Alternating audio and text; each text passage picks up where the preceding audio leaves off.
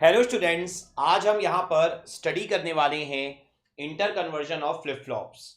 तो basically previous lecture में मैंने आपको फ्लिप फ्लॉप का बेसिक्स पढ़ाया था, जहाँ पर हम लोगों ने लर्न किया था JK flip flop, SR flip flop, T flip flop and D flip flop. तो आज के लेक्चर में अब हम यहाँ पर लर्न करेंगे inter conversion of flip flop. इसकी मीनिंग क्या है पहले हम ये अंडरस्टैंड कर लेते हैं। जैसे कि सपोज करो, अगर आपको जेके फ्लिप फ्लॉप गिवन है और आपको एस आर फ्लिप फ्लॉप उससे बनाना है, या आपको टी फ्लिप फ्लॉप गिवन है और उससे सपोज करो अगर आपको जेके फ्लिप फ्लॉप बनाना है टी टू जेके, ठीक है, तो अब वो सारी चीजें पॉसिबल है आपके लिए। तो यही टॉपिक है हमारा inter conversion of flip flop, जहां पर हम एक फ्लिप फ्लॉप से दूसरे फ्लिप फ्लॉप में कन्वर्जन लर्न करने वाले हैं। तो यहां पर अगर मैं आपको टॉपिक के बारे में थोड़ा और बताऊं, तो आपको यहां पर ये पॉइंट अंडरस्टैंड करना आना चाहिए कि टोटल कितने कन्वर्जन हो जाएंगे। टोटल हम लोगों ने 4 फ्लिप फ्लॉप स्टडी किए थे। तो अगर हम लोग यहां पर 4 फ्लिप फ्लॉप देखें तो 1 को आप बाकी 3 में कन्वर्ट कर सकते हो, फिर सेकंड को बाकी 3 में, फिर थर्ड को बाकी 3 में और फोर्थ को भी बाकी 3 में। इसका मतलब टोटल आपके 12 कन्वर्जन यहां पर पॉसिबल है। तो जो टोटल यहां पर आपके 12 कन्वर्जन पॉसिबल हैं, मैं यहां पर आपको 2 से 3 कन्वर्जन ही बताऊंगा। अगर मैं आपको थर्ड कन्वर्जन भी बता रहा हूंगा ना, तब भी आपको लगेगा कि मैं रिपीट कर रहा हूं चीजों को, मतलब इतना ज्यादा सिमिलर है। तो आपका जो पूरा फोकस है वो फर्स्ट कन्वर्जन पे ही रहना चाहिए। अगर आप लोगों ने फर्स्ट कन्वर्जन सीख लिया, फर्स्ट एग्जांपल अगर आप लर्न कर गए, तो बाकी सारे आप खुद से कर पाओगे। तो आप ध्यान से अब यहां पर अंडरस्टैंड करो। तो फर्स्ट यहां पर मैं ले रहा हूं SR2JK, ठीक है, ये आपका फर्स्ट एग्जांपल है SR2JK। तो हमारा टारगेट क्या है कि हम लैब गए, हमारा टारगेट आज लैब में जाकर जेके फ्लिप फ्लॉप यूज करने का था, लेकिन हम लोगों ने लैब में जाकर क्या देखा कि जो सारे के सारे फ्लिप फ्लॉप हैं वो एसआर फ्लिप फ्लॉप है। तो अब हम क्या करेंगे, एसआर फ्लिप फ्लॉप का इस्तेमाल करके जेके फ्लिप फ्लॉप बनाएंगे। देखो मैं आपको एक सिंपल सा तरीका बताता हूं। आपको करना क्या है कि जो फ्लिप फ्लॉप आपके पास है, कौन सा है आपके पास, एसआर है, तभी तो आपको एसआर से जेके करना है। जो है वो एसआर है, जो बनाना है वो जेके है। तो ध्यान रखना, मैं सिंपल सी स्टेटमेंट दे रहा हूं, जो बनाना है आपको वहीं से आपको यहां पर स्टार्ट करना है, ठीक है। तो बनाना क्या है आपको, जेके। तो हम लोगों ने प्रीवियस लेक्चर में सारी चीजें बहुत डेप्थ में लर्न की हुई है ना। तो जो बनाना होगा वहीं से स्टार्ट करना। बनाना क्या है आपका, जेके है, तो जेके का कैरेक्टरिस्टिक्स टेबल से आप यहां पर स्टार्ट करोगे। तो जेके का कैरेक्टरिस्टिक्स टेबल हम लोगों ने प्रीवियस लेक्चर में लर्न किया हुआ है। प्रीवियस लेक्चर अवेलेबल है यूट्यूब पे, आप जाकर देख भी सकते हो अगर अभी तक आपने लर्न नहीं किया है उसे। तो यहां पर जो आपका कैरेक्टरिस्टिक्स टेबल है, अगर इसे मैं यहां पर आपके लिए शो करूं तो आप ध्यान से देखो। यस शुभम, अभी सर्विसेज डाउन थी कुछ टाइम के लिए, अब आई थिंक ठीक चलेंगी सर्विसेज यूट्यूब में। अभी 10 to 15 मिनट्स के लिए डाउन थी। तो यहां पर अब अगर आप सिचुएशन को देखोगे तो आप देखो क्या हो जाएगा, 0 0 0 0 0 1 0 1 0 0 1 1 1 0 0 1 0 1 1 1 0 1 1 1। मैंने ये सिचुएशन लिख दी। और जो हम लोगों ने लास्ट टाइम पढ़ा था आंसर, वो मैं यहां पर मेंशन कर देता हूं आपके लिए। तो ये जो हम लोगों ने एक कैरेक्टरिस्टिक्स टेबल लिखा, तो मैंने आपको क्या बोला कि आपको जो बनाना है वहीं से स्टार्ट करना है। उसके बाद क्या करना है, जो गिवन है, गिवन कौन सा है या आपके पास कौन सा है, आपके पास है एसआर। तो जो गिवन है ना, उसके लिए आपको एक साइटेशन टेबल यहां पर राइट डाउन करना है, ठीक है। तो अगर आप यहां पर एसआर के लिए एक साइटेशन टेबल देखने के लिए जाओगे, तो मैंने आपको प्रीवियस लेक्चर में एसआर का एक साइटेशन टेबल पढ़ा रखा है, ठीक है। अगर आपको याद नहीं है तो आप चेक कर सकते हो, वैसे मैं एक बार रिवीजन भी करवा सकता हूं, उसमें कोई प्रॉब्लम नहीं है। तो अगर हम लोग एसआर का एक साइटेशन टेबल याद करें प्रीवियस लेक्चर में, तो मैंने आपको कैरेक्टरिस्टिक्स टेबल से ही पढ़ाया था, एसआर के कैरेक्टरिस्टिक्स टेबल से एसआर का एक साइटेशन टेबल। तो अगर किसी को याद है तो मुझे बताओ कि 0 0 0 1 1 0 1 1, इस पे आपका क्या था, एस और आर की वैल्यू। तो 0 0 पे एस और आर की वैल्यू जो थी, हम लोगों ने जो कैलकुलेशन किया था, ठीक है, वो कितना आया था आपका। किसी को भी अगर याद है, किसी ने भी अगर रिवीजन किया है प्रीवियस लेक्चर का, तो मुझे बताओ, जैसे मैंने बोला कि पहला टास्क आपका क्या रहेगा, फर्स्ट टास्क आपका ये रहेगा कि सबसे पहले आप यहां पर क्या मेंशन करोगे, सबसे पहले आप मेंशन करोगे जो भी आपको बनाना है उसका कैरेक्टरिस्टिक्स टेबल, फिर जो गिवन है तो एसआर गिवन है तो एसआर का आप क्या लिखोगे, यहां पर एसआर का आप यहां पर मेंशन करोगे एक्साइटेशन टेबल। पॉइंट क्लियर है अच्छे से? तो यहां पर आप 0 0 पर मुझे बता सकते हो कि आपका आंसर यहां पर क्या निकल कर आएगा। तो 0 0 पर जो हमारा आंसर था वो था आपसे 0 क्रॉस, फिर आप देखो 1 0 पर, 1 0 पे 0 1, 0 1 पे 1 0, 1 1 पे क्या है आपका क्रॉस 0, 0 1 पे क्या है आपका 1 0 और 1 0 पे क्या है 0 1। ठीक है, तो यहां पे आप बड़े आराम से चीजों को मेंशन कर लोगे। बस आपका काम फिनिश हो गया है। अब आपको क्या करना है, अब आपको यहां पर एस और आर के लिए के मैप बनाना है। जैसे ही आप एस और आर के लिए यहां पर के मैप बना लोगे, आपका एस और आर का इक्वेशन निकल आएगा और जो एस और आर का आपका इक्वेशन होगा ना, वही आपका यहां पर फुल एंड फाइनल आंसर रहने वाला है। काफी इजी कंसेप्ट है हम लोगों के लिए। तो यहां पर अगर आप ध्यान से समझने की कोशिश करोगे तो हम लोगों को क्या करना था, एस आर टू जेके हम लोगों को यहां पर परफॉर्म करना था। तो हम लोगों ने पहले क्या किया, पहले हम लोगों ने जेके के कैरेक्टरिस्टिक्स टेबल से स्टार्ट किया। तो सबसे पहले हम लोगों ने यहां पर जेके का कैरेक्टरिस्टिक्स टेबल लिखा, उसके बाद फिर हम लोगों ने लास्ट में एसआर का एक्साइटेशन टेबल लिखा। अब इसके बाद अब हम लोग क्या करेंगे, ध्यान से देखो, जो आपका जेके का कैरेक्टरिस्टिक्स टेबल था ना, उसके जो इनपुट थे, इनपुट वेरिएबल्स थे, वही आपके के मैप के इनपुट वेरिएबल होंगे। ये बात आप हमेशा ध्यान में रखना, ठीक है। तो यहां पर जो आपकी सिचुएशन हम निकल कर आएगी, आप देखो क्या क्या होगा। एस 1 पे आपका क्रॉस है, फिर आपका 4 पे यहां पर क्रॉस है, सॉरी 4 पे आपका यहां पर 1 है, और फिर आपका 5 पे यहां पे क्रॉस है, 6 पे आपका 1 है। आप यहां पर क्लियरली देख सकते हो एस को। तो जैसे ही आपने यहां पर एस लिखा तो बड़े आराम से यहां पर आप सर्कल बना सकते हो। तो एस का इक्वेशन क्या आ रहा है हमारा, जे क्यू एन बार, ये हमारा इक्वेशन आ जाएगा आपका एस का। काफी आसानी से आप यहां पर अपना आंसर अचीव कर सकते हो। उसके बाद अगर मैं यहां पर आर के बारे में डिस्कशन करूं तो आर का जो आपका आंसर है वो क्या निकल कर आएगा, यहां पर आप अच्छे से देख लो। आर के लिए अगर आप डिस्कशन यहां पर करने के लिए जाओगे तो आर देखो 0 पर आपका क्रॉस है, फिर आपका 1 2 3, 3 पर आपका 1 है, उसके बाद 2 पर भी आपका क्रॉस है, और फिर आपका 7 पर यहां पर 1 है।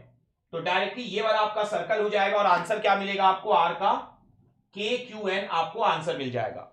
और यही आपका यहां पर फुल एंड फाइनल आंसर भी है। एस की वैल्यू आएगी जे क्यू एन का बार, और आर की वैल्यू आपकी कितनी आ जाएगी यहां पर, के क्यू एन के इक्वल आ जाएगी। आप बोलोगे कन्वर्जन कैसे हुआ, तो अगर मैं यहां पर कन्वर्जन आपको दिखाऊंगा तो आप ध्यान से अंडरस्टैंड करो।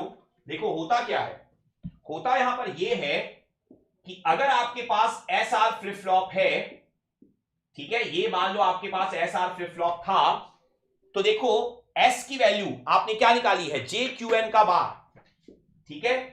तो यहां पर आप एक एंड गेट यूज करोगे, तो जो एस की वैल्यू है वो कितनी है आपकी, जे क्यू एन का बार, और जो आपकी आर की वैल्यू है वो कितनी है आपकी, के क्यू एन है। ओके, अब देखो क्या अब भी बफरिंग हो रही है,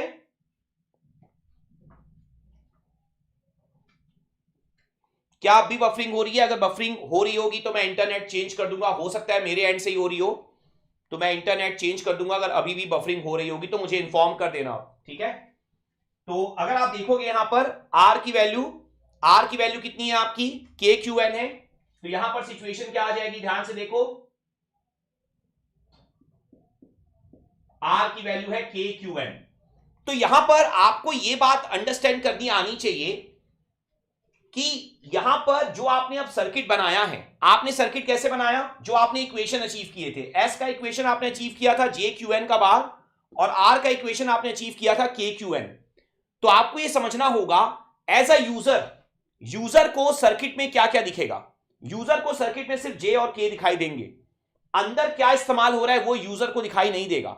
तो यूजर को यही फील होगा कि वो यहां पर जेके फ्लिप फ्लॉप यूज कर रहा है, लेकिन अंदर एक्चुअल में आपने कौन सा फ्लिप फ्लॉप यूज किया था, आपने यहां पर एसआर फ्लिप फ्लॉप यूज किया था। तो हमेशा ध्यान रखना कि अगर आपको एसआर टू जेके करना है तो आपको स्टार्ट जेके से ही करना है। जो बनाना है उसका कैरेक्टरिस्टिक्स टेबल, लास्ट की 2 कॉलम का यूज करके एक्साइटेशन टेबल, और फिर आप यहां पर एस और आर के इक्वेशन निकाल लोगे और आपका कन्वर्जन जो है यहां पर कंप्लीट हो जाएगा। अभी मैं बहुत सारे न्यूमेरिकल भी करवाऊंगा, ठीक है। तो न्यूमेरिकल अगर आपको लर्न करना है तो ये कन्वर्जन आपको अच्छे से आना चाहिए। मैं अभी 2 एग्जांपल आपको और दे देता हूं, लेकिन ये अगर आपने फर्स्ट एग्जांपल सीख लिया है ना तो फिर अब आप सारी चीजें यहां पर कर पाओगे, आपको कोई प्रॉब्लम नहीं आने वाली।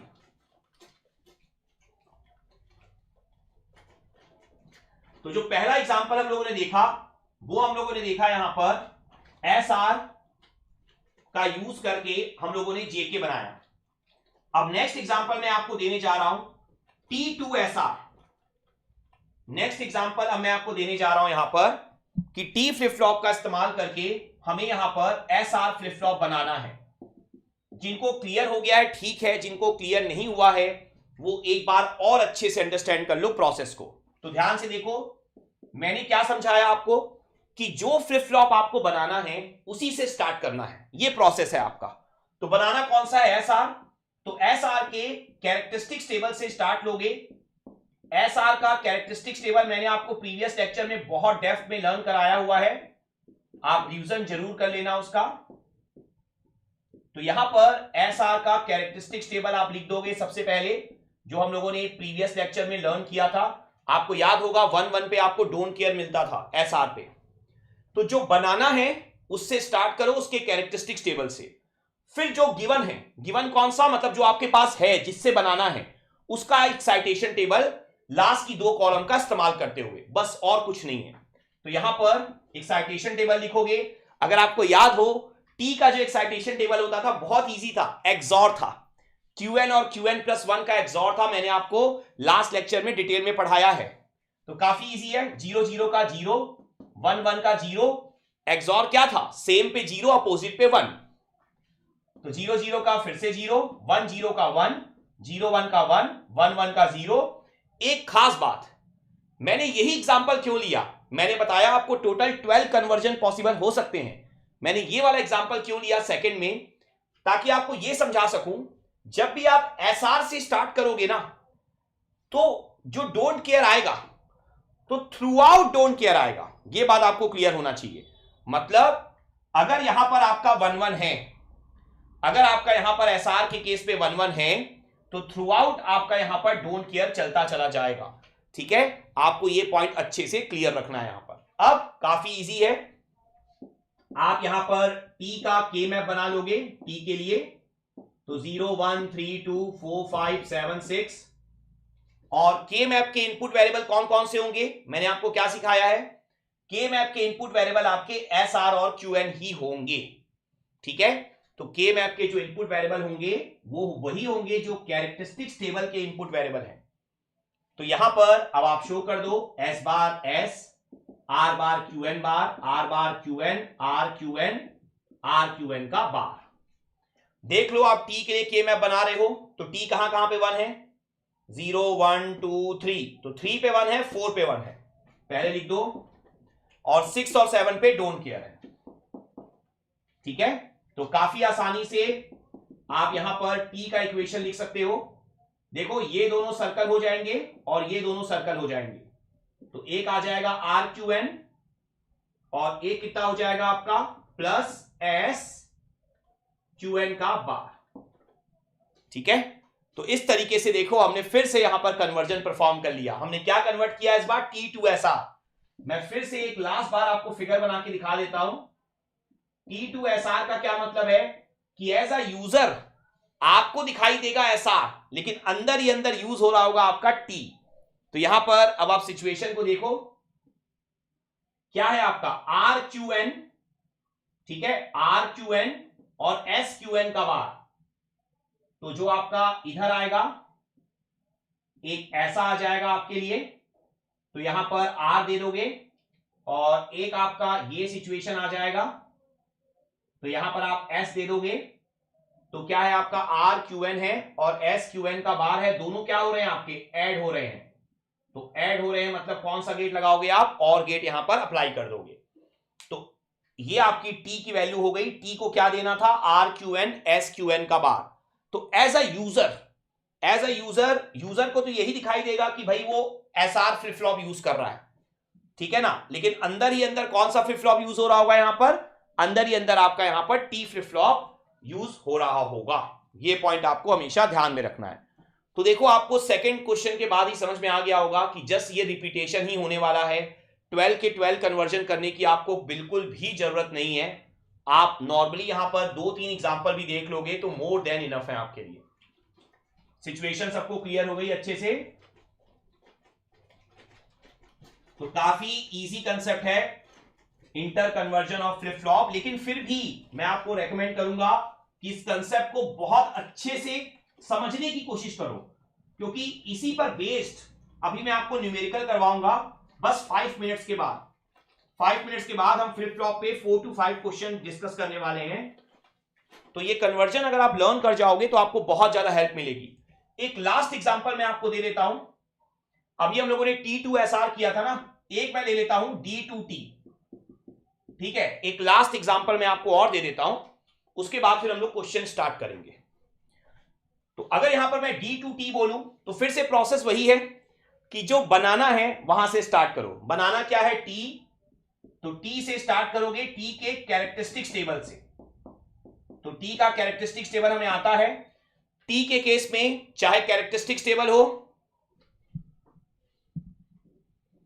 शुभम एक्साइटेशन टेबल वैसे तो याद नहीं रखोगे तब भी चल जाएगा, क्योंकि कैरेक्टरिस्टिक्स टेबल से बना लोगे। एक्चुअल में मैं आपको सच्चाई बताऊं तो मैंने भी कभी याद नहीं किया हुआ है। जब मैं एसआर का लिख रहा था ना, तो मैं साथ साथ में माइंड में सोच रहा था कैरेक्टरिस्टिक्स टेबल घुमा के कि पहली वैल्यू क्या आएगी। पहली वैल्यू याद है, उसके बाद फिर सिमेट्रिकल है। तो कुछ ना कुछ आपको ना थंब रूल बनाने पड़ेंगे चीजों को याद करने के लिए, ठीक है। आपके पास ऐसे तरीके होने चाहिए कि अगर आपको याद ना भी हो तो आप जल्दी जल्दी माइंड में 5 to 6 सेकंड में कैलकुलेट कर पाओ। तो यहां पर अब आप सिचुएशन को देखो। टी से आप स्टार्ट लोगे तो टी क्यू एन, टी के केस में हमेशा ही एक्सॉर गेट होता है, आपको पता है एक्सॉर ऑपरेशन आपको परफॉर्म करना होता है। तो यहां पर D2T आप कर रहे हो, तो मैंने क्या सिखाया आपको कि अगर आपको जो बनाना है वहां से स्टार्ट करो। तो बनाना क्या था आपको, बनाना था T, तो T से स्टार्ट करोगे, फिर जो गिवन है लास्ट में क्या करोगे, उसका एक्साइटेशन टेबल लिखोगे। अब D का एक्साइटेशन टेबल बहुत इजी है। D के केस में मैंने आपको पढ़ाया हुआ है कि D के केस में जो Qn+1 होता है वही D होता है। तो काफी आसानी से आप Qn+1 को सिर्फ और सिर्फ कॉपी कर दोगे। तो आपकी प्रैक्टिस थोड़ी अच्छी होनी चाहिए, फास्ट आप कर पाओ। तो यहां से अब आप देखो, अब आपको पता है Qn+1 क्या था, T XOR Qn था। D क्या है, Qn+1 है, तो D किसके इक्वल हो जाएगा, D XOR Qn के। तो आपका यहां पर भी कन्वर्जन जो है वो कंप्लीट हो जाएगा, ठीक है। तो ये आपने कन्वर्ट कर लिया D फ्लिप फ्लॉप को T फ्लिप फ्लॉप में।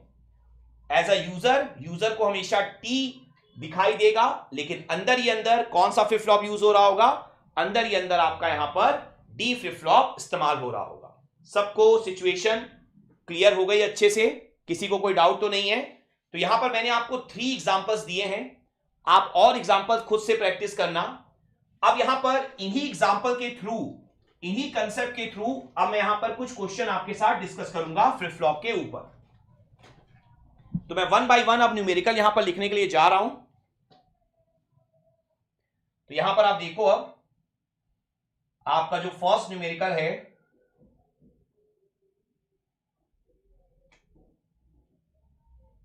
ये आपको गिवन है SRQ, और यहां पर एक नॉट गेट लगा हुआ है। यहां पर ये आपकी सिचुएशन है, ये आपका Z है, ये आपका एक लिखा हुआ है यहां पर दिस इज Q बार। तो आपको बोला है दिस इज क्लॉक, आपको यहां पर बोला है एक्सप्रेशन फॉर Qn+1 इज। तो आपको यहां पर Qn+1 का एक्सप्रेशन निकालना है। एक बात आप सब ध्यान से सुनना, अभी जो मैं आपको कन्वर्जन सिखा रहा था बहुत इजी टॉपिक था, आप भी समझ रहे होगे, लेकिन फिर भी मैं बार बार उसे रिपीट कर रहा था। उसका कुछ रीजन था, आप ध्यान से सुनो। क्या होता है फ्लिप फ्लॉप में जब क्वेश्चन आते हैं ना, तो आप एक अपना थंब रूल बना सकते हो फ्लिप फ्लॉप के क्वेश्चन के लिए। काउंटर के क्वेश्चन अलग होंगे, रजिस्टर के क्वेश्चन अलग होंगे, लेकिन जब सिंगल फ्लिप फ्लॉप आएगा और जब कोई एक्स्ट्रा वेरिएबल आपको और दिखाई दे रहा होगा बाहर में, तब आप अपना एक थंब रूल बना सकते हो। अभी अगर आपको याद हो तो मैंने स्टार्ट के 2 एग्जांपल में आपको फिगर बना के दिखाए थे। उसका एक रीजन था। आप देखो, एज अ यूजर को बाहर क्या दिखाई दे रहा होगा? यूजर को बाहर दिखाई दे रहा होगा Z, लेकिन अंदर ही अंदर क्या यूज हो रहा है यहां पर? SR flip flop. तो Z नाम का कोई फ्लिप फ्लॉप नहीं होता है, लेकिन जो हमने कंसेप्ट पढ़ा है उसके अकॉर्डिंग क्या बोल सकते हो? देखो, अपने दिमाग में सोच सकते हो, ठीक है, एक थंब रूल बना सकते हो कि यहां पर SR to Z कन्वर्जन हो रहा है। अपने दिमाग में एक थंब रूल बनाओ। यूजर को Z दिखाई दे रहा है, अंदर ही अंदर SR यूज हो रहा है, मतलब यहां पर SR to Z कन्वर्जन हो रहा है। अब कन्वर्जन का प्रोसेस तो आपको बहुत अच्छे से आता है, उस प्रोसेस को आप अप्लाई करो, न्यूमेरिकल अपने आप सॉल्व हो जाएगा। आपका टारगेट यहां पर क्या निकालने का है? आपको बोला है एक्सप्रेशन फॉर नेक्स्ट आउटपुट। तो आपने यहां पर अंडरस्टैंड किया सॉल्यूशन में कि SR to Z कन्वर्जन हो रहा है एक तरह से। तो मैंने अभी आपको क्या सिखाया था कि जो बनाना है वहां से स्टार्ट करो, उसके कैरेक्टरिस्टिक्स टेबल से स्टार्ट करो। तो बनाना क्या है? Z, एक ही वेरिएबल है तो यही होगा Z और QN, ठीक है। तो जो बनाना है उसका कैरेक्टरिस्टिक्स टेबल, लेकिन जो कैरेक्टरिस्टिक्स टेबल आप लिखते हो उसका आउटपुट क्या लिखते हो? QN+1। अब वो तो हमें पता नहीं है, क्योंकि Z नाम का तो कोई फ्लिप फ्लॉप होता नहीं है, तो उसका QN+1 कैसे लिखें? एक्चुअल में वही तो निकालना है। तो एक बात समझो, हमारी जो कॉलम्स होती थी Z, QN, QN+1, फिर क्या लिखते थे? एक साइटेशन टेबल, तो S और R। तो अभी तक क्या हो रहा था, जब हम कन्वर्जन कर रहे थे ना, तो QN और QN+1 पता था, हम S और R लिखते थे। यहां पर सिचुएशन दूसरी है, यहां पर S और R की वैल्यू पता है, QN+1 निकालना है। तो क्या करो, सिंपल सा लॉजिक है, जो कॉलम्स पता है उनको पहले बुला लो, जो कॉलम नहीं पता है उसको बाद में भेज दो। तो क्या हो जाएगा आपका? S और R को आप पहले बुला लो और QN+1 को आप बाद में भेज दो। सिंपल सा लॉजिक है। तो अपना थंब रूल वही रखो जो मैंने आपको inter conversion of flip flop पढ़ाया है, ठीक है। तो यहां पर आप देखो, अब S की वैल्यू कितनी दिखाई दे रही है आपको? S की वैल्यू है आपकी Z और QN, इन दोनों का पहले क्या हो रहा है? XNOR, फिर से नॉट गेट है, तो क्या हो जाएगा? XOR। तो Z XOR QN। उसके अलावा जो आपका यहां पर R है, R की वैल्यू क्या हो रही है? देखो, Z XNOR QN, ठीक है। ये आपका डायरेक्ट XNOR जा रहा है आपका R में। सिचुएशन क्लियर हो गई? शुभम, ये हम लोग क्लास के एंड में डिस्कस करेंगे, ठीक है। जब क्लास को 5 मिनट बचे रहेंगे तब हम लोग डिस्कस करेंगे ये सारी चीजें। तो अभी आप ध्यान से देखो, Z QN SR QN+1। Now यहां पर S की वैल्यू और R की वैल्यू दोनों में पता है, तो S की वैल्यू क्या है? XOR है, तो 0 1 1 0। R की वैल्यू क्या है? XNOR, कितना हो जाएगा? 1 0 0 1। तो यहां से अब आप QN+1 लिख लोगे। अब तो आपको आता है SR फ्लिप फ्लॉप, तो आपको आता है ना। Z नाम का फ्लिप फ्लॉप आपको नहीं पता था, SR नाम का फ्लिप फ्लॉप तो पता है। तो देखो क्या होता है, जब 0 1 रहता है तो क्या होता है आपका SR फ्लिप फ्लॉप में? रीसेट, 1 0 पे सेट, 1 0 पे सेट, 0 1 पे वापस से रीसेट। तो यहां से QN+1 की जो वैल्यू है वो आपकी यहां पर निकल कर आ जाएगी। और ध्यान रखना, जैसा मैंने आपको कन्वर्जन में भी पढ़ाया था, कि जो आपका फाइनल आंसर होता है ना, वो हमेशा ही कैरेक्टरिस्टिक्स टेबल जो आप सोचकर चल रहे हो उन्हीं के इनपुट वेरिएबल पे डिपेंड करता है। तो यहां पर जितने भी ऑप्शन रहेंगे आप देखना, जो आप ये इनपुट वेरिएबल के हिसाब से बनाते हो उन्हीं पर आपका आंसर डिपेंड करने वाला है। तो आपका आंसर क्या होगा? देखो, 0 0 पर 0, 0 1 पे 1, 1 0 पे 1, 1 1 पे 0। मतलब सिंपल सा लॉजिक है कि आपका यहां पर XOR ऑपरेशन हो रहा है। आप बड़े आराम से यहां पर अपना आंसर अचीव कर लोगे। तो पूरा फोकस अगर आपका आज जो मैंने आपको कन्वर्जन पढ़ाया था उस पे था, आपने सीख लिया था कन्वर्जन, तो इस तरह के न्यूमेरिकल आप चुटकी बजाते कर लोगे, यकीन मानो, ठीक है। मैं फिर से और न्यूमेरिकल ले रहा हूं, आपको और अच्छे से समझाता हूं। बस जो स्टार्ट का 5 मिनट था ना जहां हमने कन्वर्जन पढ़ा था, बस आप उसी को ही बस लर्न कर लो, और कुछ नहीं था। उसके बाद सारे न्यूमेरिकल आपके हैं, ये बात हमेशा ध्यान रखो।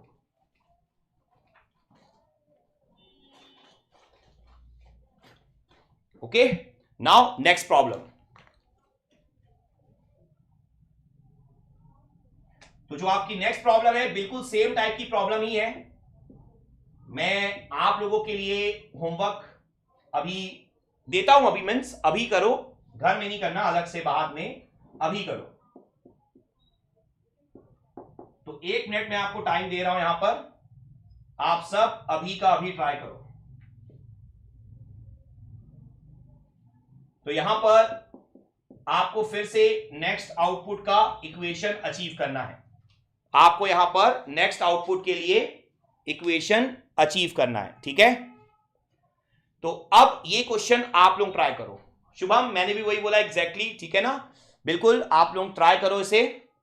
मैं 1 मिनट के लिए वेट कर रहा हूं।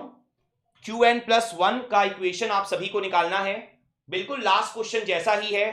थंब रूल जो मैंने आपको सिखाया, उस थंब रूल को माइंड में रखो और बिल्कुल वही प्रोसेस अप्लाई करो, आपका आंसर आ जाएगा, ठीक है। सबके सब जरूर से ट्राई करो इस प्रॉब्लम को, देखो किसी का आंसर आता है तो। किसी का भी आंसर आएगा तो जरूर बताओ मुझे। सबके सब यहां पर ट्राई करने की कोशिश करो। देखो हिंट वही है कि अगर आपने कन्वर्जन सीख लिया है तो देखो हिंट मैं फिर से रिपीट कर रहा हूं कि एज अ यूजर को क्या दिखाई दे रहा होगा, एक्स वाई। वैसे एक्स वाई नाम का कोई फ्लिप फ्लॉप नहीं है हमारे पास, लेकिन फिर भी समझने के लिए यूजर को दिखाई दे रहा होगा एक्स वाई, लेकिन अंदर ही अंदर क्या यूज हो रहा होगा, एस आर। तो एक तरह से जो थंब रूल आप बनाओगे वो क्या बनाओगे कि यहां पर SR to XY flip flop conversion हो रहा है, मतलब अंदर XY फ्लिप फ्लॉप, सॉरी अंदर आपका SR फ्लिप फ्लॉप है, लेकिन यूजर को दिखाई दे रहा होगा इनपुट X और Y। ओके, शुभम का आंसर आ गया है, S is X nor Y। देख लेते हैं शुभम, सॉल्व कर लेते हैं हम लोग। तो मैंने आपको क्या बताया कि अगर एक बार आप सीख जाओ कि किस फ्लिप फ्लॉप से किस फ्लिप फ्लॉप में कन्वर्जन हो रहा है, तो हम लोगों ने inter conversion of flip flop आज पढ़ लिया है ना। तो मैंने क्या सिखाया था कि जो बनाना है वहां से स्टार्ट करो। तो जो बनाना है वो क्या है, XY, SR टू XY। तो उसके कहां से स्टार्ट करोगे आप, उसके आप स्टार्ट करोगे कैरेक्टरिस्टिक्स टेबल से। तो जो बनाना है उसके कैरेक्टरिस्टिक्स टेबल से स्टार्ट करना है आपको, और कुछ भी नहीं। लेकिन रियलिटी क्या है जो हम लोगों ने कन्वर्जन पढ़ा था, ओके ठीक है शुभम आप सॉल्व करो। तो रियलिटी क्या है कि जो कन्वर्जन आपने पढ़ा था उसके अकॉर्डिंग कैरेक्टरिस्टिक्स टेबल का आउटपुट आना चाहिए था Qn+1। हमने आज यही पढ़ा है कन्वर्जन में, लेकिन XY नाम का फ्लिप फ्लॉप हमें आता ही नहीं है, तो हम कहां से लिख लें Qn+1। वही तो हमें क्वेश्चन में निकालने के लिए बोला गया है, नेक्स्ट आउटपुट। तो यहां पर आप समझो Qn+1 के बाद हम क्या लिखते थे, एक्साइटेशन टेबल लिखते थे, मतलब S और R की 2 कॉलम बनाते थे, ठीक है। तो इंटर कन्वर्जन के टाइम पे जब SR to JK T to D ऐसा कुछ करते थे, तो ये वाला भी पता होता था, तो आप Qn+1 लिख पाते थे, उसके बाद फिर आप एक्साइटेशन टेबल भी लिख पाते थे। लेकिन यहां पर आपको XY नाम की कोई चीज पता ही नहीं है, तो आप क्या करोगे, जो पता है उसको पहले बुला लोगे, मतलब S और R को पहले बुला लोगे और Qn+1 को बाद में धकेल दोगे, और कुछ नहीं करना आपको, ठीक है। देख सकते हो यहां पर फिगर में आपको S का इक्वेशन भी गिवन है। S का इक्वेशन कितना है देखो, X नॉर Y, देख सकते हो X नॉर गेट है, और R का इक्वेशन स्ट्रेट फॉरवर्ड आपका Y है, आपको दिखाई दे रहा होगा, ठीक है। तो यहां से अब आप कर सकते हो अपना आंसर, कितना आ जाएगा, X नॉर Y है ना, तो X नॉर 0 0 पर 1, 0 0 पर 1, 0 1 पे 0, 0 1 पे 0, 1 0 पे 0, 1 0 पे 0, 1 1 पे 1, 1 1 पे 1। एक्स नॉर ऑपरेशन हम सबको आना चाहिए, सेम पे 1 देगा, अपोजिट पे क्या देगा, 0 देगा। और R तो स्ट्रेट फॉरवर्ड Y के इक्वल है, 0 0 1 1 0 0 1 1। अब हमें XY नाम का कोई फ्लिप फ्लॉप नहीं आता था ना, लेकिन हमें SR फ्लिप फ्लॉप तो पता है ना, नॉलेज है हमें। तो आप आंसर लिख सकते हो ना Qn+1 का कितना होगा। देखो 1 0 पे क्या होता है सेट, 1 0 पे सेट, 0 1 पे रीसेट, 0 1 पे रीसेट, 0 0 पे क्या होता है प्रीवियस मतलब Qn। तो 0 0 पर देखो Qn कितना था 0, फिर 0 0 पे प्रीवियस Qn कितना था 1, 1 1 पे क्या होता था जब SR आपका 1 1 होता था तो इनवैलिड होता था, तो यहां से इनवैलिड और invalid. This is your Qn+1, पर आपको लिखना है यहां पर इक्वेशन। तो यहां पर मैं इक्वेशन भी आप सभी के लिए निकाल देता हूं।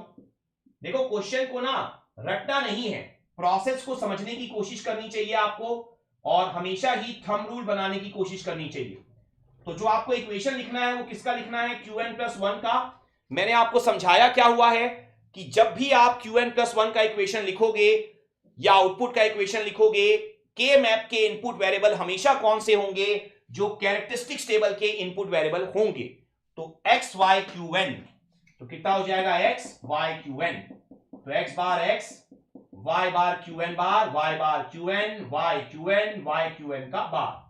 तो यहां पर के मैप ऑलरेडी हम लोग बहुत डेप्थ में लर्न कर चुके हैं, हमें अच्छे से आता है, तो स्पीड आपकी बहुत फास्ट होनी चाहिए। तो कितना हो जाएगा 1 1 2 3 4 5 पे 1 है, 6 7 पे डोंट केयर है। तो बड़े आराम से आप यहां पर देख सकते हो अब कि कौन कौन सा सर्कल आपका बनेगा। तो आई थिंक ये सर्कल तो आपको बनाना ही पड़ेगा। उसके बाद फिर आपके पास चॉइस है। ओके, शुभम ने आंसर दिया है अब x बार y बार प्लस y बार Qn। देख लेते हैं शुभम अब। तो देखो ये बात तो सही है कि x बार y बार तो आएगा, लेकिन यहां पर आपके पास चॉइस थी, आप ये सर्कल भी बना सकते थे, आप ये सर्कल भी बना सकते थे, बात बराबर थी। तो ऐसी सिचुएशन में आपको ऑप्शन को वॉच करना पड़ेगा, लेकिन इस बार ध्यान रखो, इस बार एमएसक्यू टाइप की प्रॉब्लम आनी है, ठीक है ना। एक से ज्यादा आंसर सही हो सकते हैं, तो हो सकता है एक ऑप्शन में इसको सर्कल करके लिख दे और एक ऑप्शन में इसको सर्कल करके लिख दे, तो केयरफुल जरूर रहना इस बार। अभी फिलहाल मैं इसको सर्कल करके लिख रहा हूं, तो कितना हो जाएगा y बार Qn।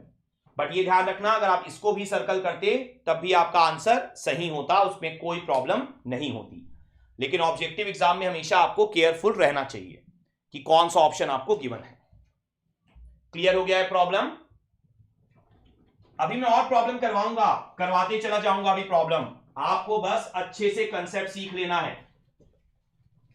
सीक्वेंशियल सर्किट हमें इस तरह से पढ़ना है ना कि जो 1 से 2 क्वेश्चन आते हैं सीक्वेंशियल में वो हमसे हर हाल में बने एग्जाम में।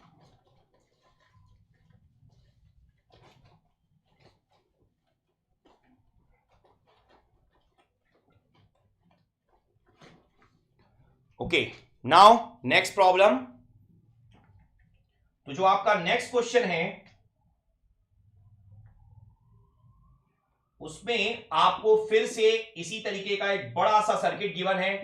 एटलीस्ट अब आप सबके सब ट्राई करो और मेरे से पहले आंसर निकालने की कोशिश करो, क्योंकि मैं तो आपको समझाऊंगा तो मुझे तो टाइम लगेगा, आप लोग उससे पहले आंसर निकालने की यहां पर हर हाल में कोशिश करो।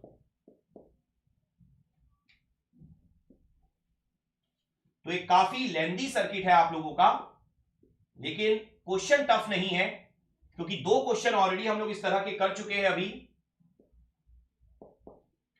ठीक है। तो अगेन आपको यहां पर जो इक्वेशन निकालना है, अच्छा यहां पर इक्वेशन नहीं निकालना है, यहां पर आपको ऑप्शन गिवन है। गुड, तो नया क्वेश्चन हो गया एक तरह से। आपको बोल रहा है given circuit is SR flip flop with x equal to R, y equal to S, option B भी सेम है, x इक्वल टू S और y इक्वल टू R। आप लोग सॉल्व करना शुरू कर दो, आप लोग यहां पर सॉल्व करना शुरू कर दो, मैं सिर्फ ऑप्शन मेंशन कर रहा हूं। क्वेश्चन हो गया है आपका, सबके सब सॉल्व करना स्टार्ट करो, टाइम बिल्कुल भी वेस्ट मत करो, ठीक है। तो आपको एक सर्किट गिवन है, 4 ऑप्शन गिवन है, आपको बोला है given circuit is SR flip flop with x equal to R and y equal to S, वैसे ही SR और JK के 4 ऑप्शन आपको गिवन है। तो कुल मिला के सबसे पहले आपको सर्किट का एनालिसिस ही करना आना चाहिए। तो अगर आप यहां पर सर्किट को एनालाइज कर लो, जो मेथड मैंने आपको सिखाया है, अगर उस मेथड को अगर आप अप्लाई कर लो तो आप आंसर जरूर अचीव कर पाओगे। तो यहां पर मैं सॉल्व करने के लिए जा रहा हूं, लेकिन आप लोग भी ट्राई करते चले जाओ। तो जैसा मैंने आपको थंब रूल सिखाया है उसी थंब रूल पर भरोसा करो आप लोग। तो थंब रूल मैंने आपको क्या सिखाया हुआ है? थंब रूल मैंने आपको यही सिखाया है कि सबसे पहले ये वॉच करो कि किस फ्लिप फ्लॉप से किस फ्लिप फ्लॉप पे कन्वर्जन हो रहा है। तो अगर आप यहां पर ध्यान से देखोगे तो यूजर को बाहर दिखाई देगा एक्स और वाई, लेकिन अंदर ही अंदर यहां पर क्या यूज हो रहा है? डी। इसका मतलब आपने रफ में ये मेंशन कर लिया कि यहां पर d2xy का खेल हो रहा है। ये आप पहले रफ में मेंशन कर लो कि यहां पर आपका d2xy वाला खेल चल रहा है। क्लियर हो गया पॉइंट? उसके बाद फिर आपको पता है inter conversion of flip flop आप सब ने आज पढ़ रखा है कि जो बनाना है, बनाना क्या है? X Y. तो एक्स वाई से स्टार्ट करोगे, एक्स वाई क्यू एन, तो 0 0 0 0 0 1 0 1 0 0 1 1 1 0 0 1 0 1 1 1 0 1 1 1। ठीक है, तो जो बनाना है उसका कौन सा टेबल? Characteristics table. लेकिन अगेन कैरेक्टरिस्टिक्स टेबल का जो आउटपुट है Qn+1 हम नहीं लिख सकते। क्यों नहीं लिख सकते? क्योंकि हमको पता ही नहीं है कि एक्स वाई नाम का फ्लिप फ्लॉप क्या है। ठीक है, तो हम क्या करेंगे? कैरेक्टरिस्टिक्स टेबल के आउटपुट को पीछे ढकेल देंगे और यहां पर क्या लिख लेंगे? पहले जो हमें पता है। हमें क्या पता है? यहां पर डी की वैल्यू आप देख सकते हो, यहां पर डी का इक्वेशन आपको मिल जाएगा सर्किट के थ्रू। तो डी का इक्वेशन कितना है? ध्यान से देख लो, यहां पर देखो, यहां पर एक एंड गेट लग रहा है। देखो यहां सर्कल दिखाई दे रहा है ना सबको? अगर आप सर्कल देख पा रहे हो तो दिस इज एक्स बार, तो एक्स बार क्यू एन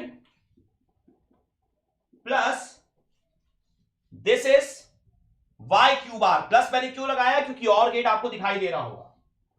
तो वाई क्यू एन का बार, तो दिस इज योर डी।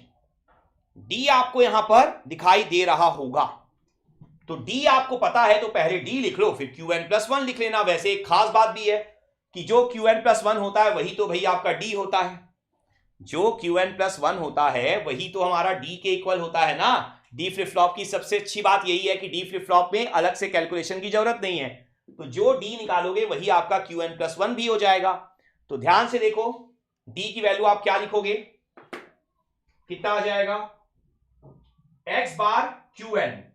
ठीक है, तो यहां पर आपको यह समझना पड़ेगा कि ये आपका और गेट है। कोई एक भी वैल्यू अगर आपकी 1 हो गई तो आंसर आपका 1 हो जाएगा। ठीक है, तो यहां पर आप देखो एक्स बार क्यू एन करोगे तो 0 ही है और y ये भी 0 ही है।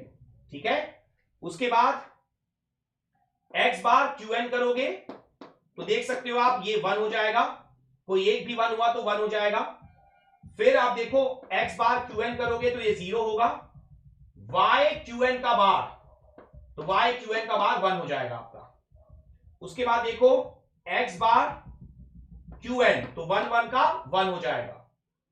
x बार करने पर सबका सब 0 है तो इसको चेक करने की जरूरत नहीं है। अब यहां पर देखो y 0 है, 0 है। y क्यू एन का बार, y क्यू एन का बार ये आपका 1 हो जाएगा और y क्यू एन का बार दिस इज 0। तो जो आपका d होगा वही Qn+1 होगा। हम सब बहुत अच्छे से समझते हैं इस पॉइंट को। ठीक है, हमने प्रीवियस लेक्चर में डी फ्लिप फ्लॉप पढ़ रखा है। तो आपको Qn+1 की वैल्यू यहां पर मिल चुकी है। अब आपको बस कंपैरिजन करना है इसको देखकर कि कौन सा ऑप्शन फिट हो रहा है। तो आप खुद सोच के देखो कि एसआर का तो कोई रोल ही नहीं है, क्योंकि अगर एसआर होता ना, ये अगर ये एक्स और वाई आपके एस और आर होते तो 1 1 1 1 पे डोंट केयर वाला खेल होता। डोंट केयर नहीं है, इसका मतलब ये दो ऑप्शन हो नहीं सकते। तो आपका जेके फ्लिप फ्लॉप होगा। तो ध्यान से देखो, एक्स की वैल्यू जे, एक्स की वैल्यू जे, वाई की वैल्यू के। क्या ये पॉसिबल है? देखो 0 0 पर 0, 0 0 पर 1, प्रीवियस रिपीट हो रहा है। ठीक है, 0 1 पे 1 आ रहा है, 0 1 पे 1 आ रहा है। 1 तब आता है जब J 1 होता है, ठीक है ना, और K 0 होता है। मतलब सिंपल सा लॉजिक है, this is J, this is K। तो कौन सा ऑप्शन करेक्ट हो जाएगा हम लोगों का? X आपका K है, option number D correct. Clear हो गया अच्छे से?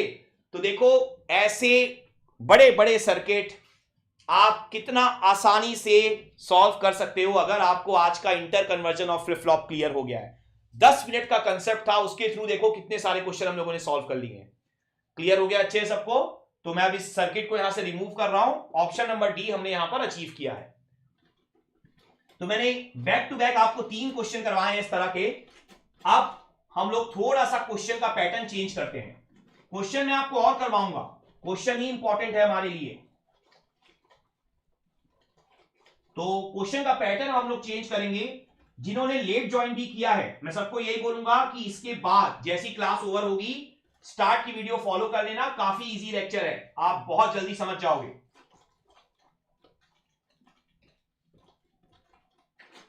तो ध्यान से अब आप लोग देखो नेक्स्ट प्रॉब्लम। ये प्रॉब्लम अलग टाइप की प्रॉब्लम है, जो अभी तक हम कर रहे थे वैसी प्रॉब्लम नहीं है। जे के क्यू बार क्लॉक के की वैल्यू 1 है आपकी। तो आपको बोल रहा है flip flop is initially cleared then clocked for 4 clock pulses, determine sequence at output. ठीक है, ये आपको यहां पर डिटरमाइन करना है। तो काफी इजी प्रॉब्लम है, थोड़ी अलग जरूर है प्रॉब्लम, लेकिन डिफिकल्ट नहीं है। तो आपको क्या बोल रहा है, आपको एक फ्लिप फ्लॉप गिवन है, साफ साफ आपको दिखाई दे रहा है कि भाई ये आपका जेके फ्लिप फ्लॉप है। तो आपको बोल रहा है ये जो आपको जेके फ्लिप फ्लॉप गिवन है, आपको क्या करना है, flip flop is initially cleared, मैंने शॉर्ट में लिखा है, then clocked for 4 clock pulses, determine the sequence at the output. तो जो इनिशियली क्लियर्ड है उसका क्या मतलब है? इनिशियली क्लियर्ड का मतलब क्वेश्चन में ये बोलने की कोशिश कर रहा है कि जो आपका क्लॉक 0 पर, मतलब जब आपने क्लॉक अप्लाई नहीं करी तब आपका जो आउटपुट है वो 0 है। कौन सा आउटपुट? क्यू वाला आउटपुट, मतलब बाय डिफॉल्ट क्यू। ठीक है, तो आपको यहां पर अगर आप सॉल्यूशन में जाओगे तो आपको मेंशन क्या है कि जब क्लॉक 0 थी तो जो आपका आउटपुट क्यू था वो 0 था। ये आपको यहां पर मेंशन है। आप सभी ट्राई करो, अगर आंसर दे पाते हो तो बहुत अच्छी बात होगी। मैं आराम से कर रहा हूं, आप लोग आंसर देने के लिए जरूर ट्राई करो, काफी इंपॉर्टेंट होगा कि आप लोग भी आंसर कर पाओ। तो ध्यान से देखो, फिर आपको बोला जा रहा है कि आप एक एक करके 4 बार क्लॉक लगा रहे हो। आप स्टेप बाय स्टेप क्लॉक यहां पर लगाते चले जा रहे हो।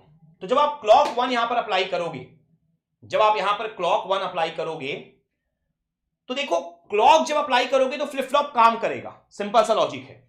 जेके फ्लिप फ्लॉप है, तो अगर फ्लिप फ्लॉप को काम करवाना है तो पहले उसके इनपुट आपको निकालने पड़ेंगे। तो के तो हमेशा ही 1 है, जे किसके इक्वल है? क्यू बार के। तो वो क्यू बार कहां से मिलेगा? वो प्रीवियस आउटपुट जो था। तो अगर आप क्लॉक 1 के लिए इनपुट निकालना चाहते हो तो जो क्लॉक 0 में आउटपुट था उसका इस्तेमाल करोगे। तो क्लॉक 0 में अगर क्यू 0 था तो क्यू बार क्या था? 1 था। तो के 1 है, जे 1 है।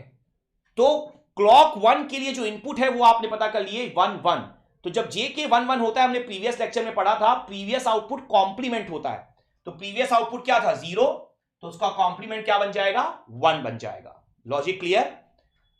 फिर अगर आपको क्लॉक 2 के इनपुट चाहिए, देखो इन कंसेप्ट को सीख जाने के बाद काउंटर आपके लिए बहुत ईजी हो जाएगा, जो हम लोग नेक्स्ट लेक्चर में पढ़ेंगे।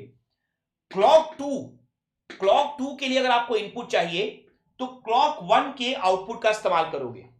तो के तो 1 है, जे किसके इक्वल है? क्यू बार के। क्यू 1 था प्रीवियस में, मतलब क्यू बार क्या था? 0। तो जे 0 है, के 1, जे 0 के 1 क्या होता था? रीसेट। फिर क्लॉक 3 में के 1 है, जे किसके इक्वल है? क्यू बार के।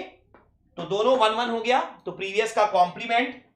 फिर क्लॉक 4, अब तो फॉर्मेलिटी हो गई, के 1 है, क्लॉक 3 के आउटपुट का इस्तेमाल करके जे निकालोगे तो जे 0 है। तो 0 1 पे क्या होता है? 0, रीसेट। तो जो आपका आंसर होगा उस पर भी केयरफुल रहना।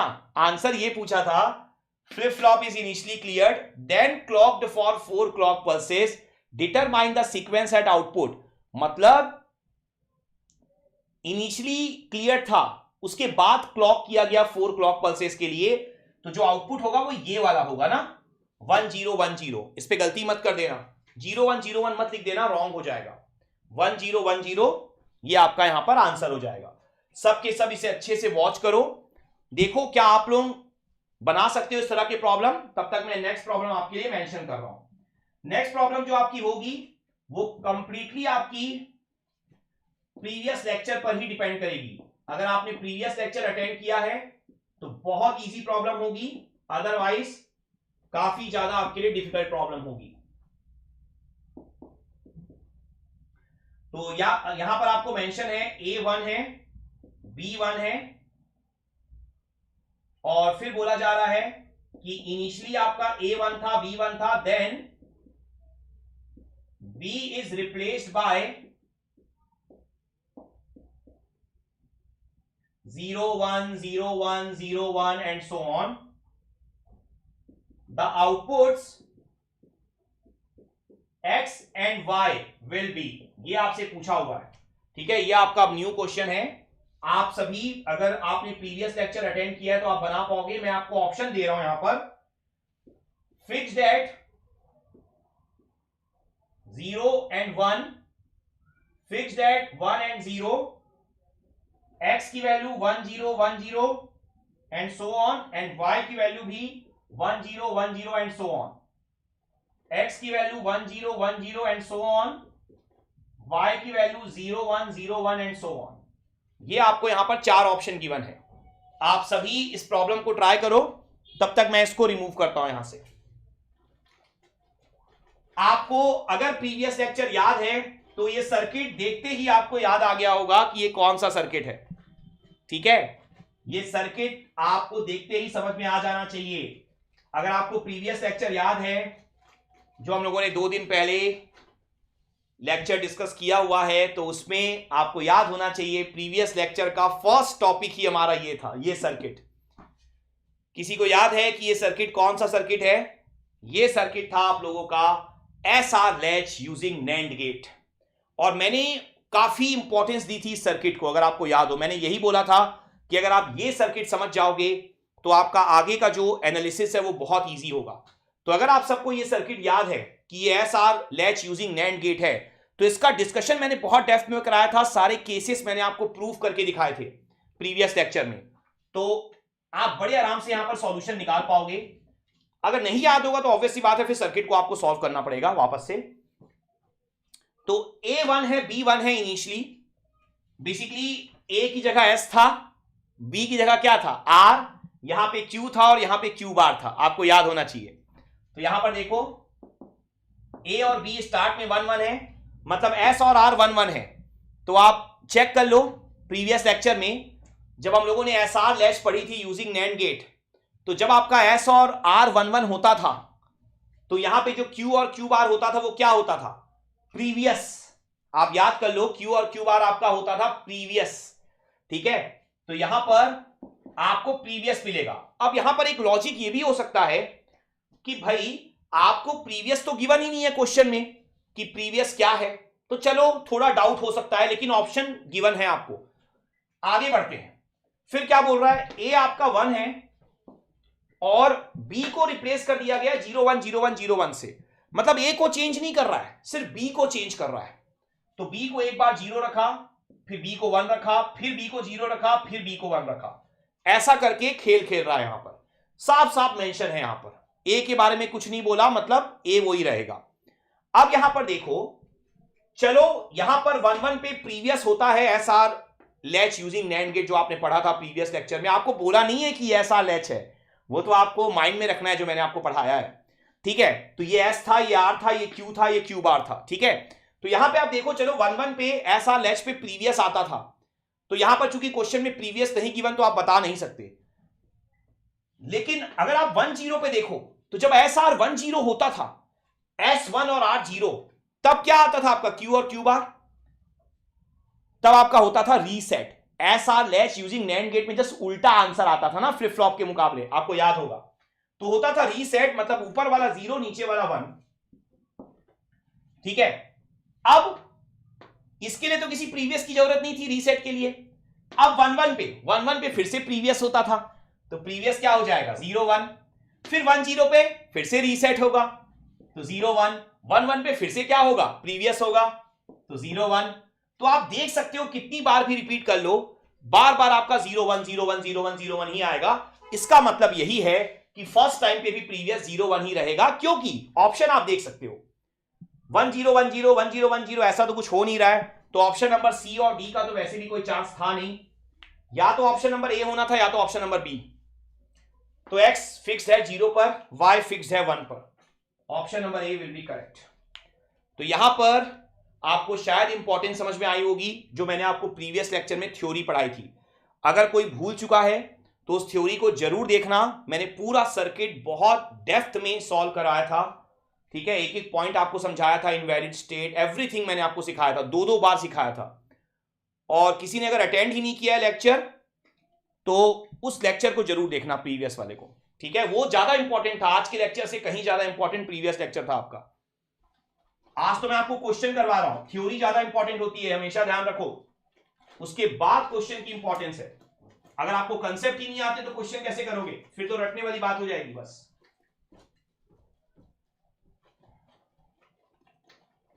सबको सिचुएशन क्लियर हो गई? तो ये 5 न्यूमेरिकल कर लेने के बाद अब हम लोग आगे की थ्योरी की तरफ आगे बढ़ेंगे। तो देखो, हम लोगों ने अभी तक जो भी स्टडी किया है, हम लोगों ने प्रीवियस लेक्चर और आज के लेक्चर में मिलाकर क्या क्या पढ़ लिया है। हम लोगों ने लैच का बेसिक पढ़ा, फ्लिप फ्लॉप के बेसिक पढ़े, inter conversion of flip flop पढ़ा, और साथ ही साथ हम लोगों ने कुछ न्यूमेरिकल डिस्कस किए। अब हम लोग जाएंगे, आगे बढ़ेंगे एप्लीकेशन ऑफ फ्लिप फ्लॉप की तरफ। तो मैंने आपको फर्स्ट लेक्चर में यही बताया था सीक्वेंशियल सर्किट के, कि एक फ्लिप फ्लॉप एक बिट को स्टोर कर सकता है, लेकिन अगर आपको मोर देन 1 बिट स्टोर करनी है then you required register, combination of flip flop आपको चाहिए। तो यहां पर अब हम लोग यहां पर एप्लीकेशन ऑफ फ्लिप फ्लॉप पढ़ेंगे, जो कि आपका होगा रजिस्टर्स।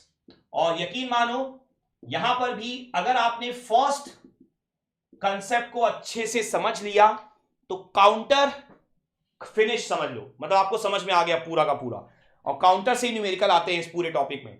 तो फर्स्ट सर्किट को बस बहुत अच्छे से समझना, पूरा प्रोसेस अच्छे से लर्न करना, ठीक है। तो यहां पर जो रजिस्टर्स होते हैं, जैसा मैंने आपको डेफिनेशन दी कि more than 1 bit if you want to store then you required register. So यहां पर 2 कैटेगरी में मैं आपको पढ़ाऊंगा। एक तो आपका होगा इनपुट आउटपुट टाइप कैटेगरी, जिसमें हम लोग पढ़ेंगे serial in serial out, serial in parallel out, parallel in parallel out, और पैरेलल इन सीरियल आउट। पहले हम लोग ये डिस्कस करेंगे एक कैटेगरी, और एक कैटेगरी होगी लेफ्ट शिफ्ट और राइट शिफ्ट की। ये बहुत ज्यादा इजी है, इसमें कोई दम नहीं है, 5 मिनट लगेंगे, मेन आपको ये समझना है अच्छे से। तो डिटेल डिस्कशन हम लोग करेंगे अभी इसका, लेकिन जैसा मैंने बोला इसमें अगर आप फर्स्ट वाला थोड़ा ध्यान से समझ लोगे ना तो काउंटर के दरवाजे खुल जाएंगे, मतलब काउंटर में फिर कोई प्रॉब्लम नहीं होगी आपको ज्यादा। तो मैं स्टार्ट करूंगा 1 बाय 1, और यहां पर मैं स्टार्ट करूंगा इनपुट आउटपुट में, सबसे पहले सीरियल इन सीरियल आउट से। क्लियर है पॉइंट?